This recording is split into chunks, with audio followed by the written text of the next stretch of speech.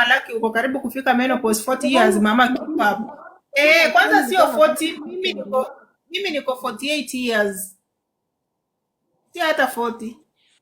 Niko 48. Kama last time ni mwaka wa kwanza nilikuwa nafanya kazi kwa nyumba mbili. Nikaambia ofisi.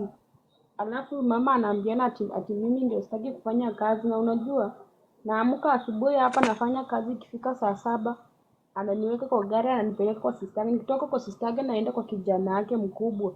Nikaambia ofisi wakaniambia ati nivumilie atakuwa sawa. Wewe umejaribu kuvumilia, mimi siambii watu wavumilie, hiyo ni utumwa.